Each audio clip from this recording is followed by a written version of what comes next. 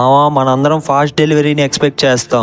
But ఎప్పుడైనా ఆలోచించారా అతను ఎన్ని సాక్రిఫైసెస్ ఫేస్ చేశాడు అని? వాళ్ళు మనకు ఫాస్ట్ డెలివరీ చేయడం కోసం 40 degrees ఎండలో కూడా డ్రైవ్ చేస్తుంటారు. సమ్ టైమ్స్ హెవీ రెయిన్లో కూడా ఒక ప్లాస్టిక్ కవర్తో ర్యాప్ చేసుకొని యాప్ని చూస్తూ ఉంటాడు. అతను తడిచినా పర్వాలేదని మనకు ఫుడ్ని హెవీ రెయిన్లో కూడా ప్రొటెక్ట్ చేసి మనకి హ్యాండ్ ఓవర్ చేస్తుంటాడు. కానీ మనం 5 minutes లేట్ అయితే వాళ్ళని తిట్టడం, వాళ్ళకి రేటింగ్స్ తగ్గించేయడం ఇలాంటివి చేస్తున్నాం. బట్ మనం మనకి ఫుడ్ హ్యాండ్ ఓవర్ చేసే ప్రాసెస్లో మేబీ అతని బైక్ పంక్చర్ అయి ఉండొచ్చు. అతను కనీసం తినకుండా స్కిప్ చేసి మరీ మీకు ఫుడ్ డెలివరీ చేస్తూ ఉండొచ్చు. లార్జ్ సిటీస్లో చూస్తే ట్రాఫిక్ వల్ల చాలా లేట్ అయిపోతుంది. వాళ్ళు మాత్రం ఫాస్ట్గా డెలివరీ చేయాలని అనుకుంటారు, బట్ ట్రాఫిక్ వల్ల రాలేకపోతారు. ఎంత కష్టపడినా కనీసం థ్యాంక్స్ కూడా చెప్పరు. దానికి బదులుగా ఇంకా లేట్ ఎందుకు అయ్యావు అని అడిగి తిట్టడం.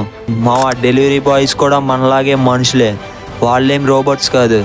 వాళ్ళు ఎన్ని బ్రేక్ఫాస్ట్ స్కిప్ చేస్తున్నారో, ఎన్ని మీల్స్ స్కిప్ చేసి ఉంటారో, ఎన్ని డిన్నర్స్ స్కిప్ చేసి ఉంటారో మనకు తెలియదు. So please respect every delivery boy. Time me door దగ్గరికి ఎవరన్నా డెలివరీ బాయే కాదు, కష్టపడి పనిచేసే ఏ వర్కర్ వచ్చినా కూడా ఒక స్మైల్ చేసి థ్యాంక్స్ బ్రో అని చెప్పు. ఆ ఒక్క పదం వల్ల అతని డే చాలా బెటర్ అవుతుంది. డెలివరీ బాయ్స్నే కాదు, కష్టపడి పనిచేసే ప్రతి వర్కర్ని కూడా రెస్పెక్ట్ చేయండి ప్లీజ్.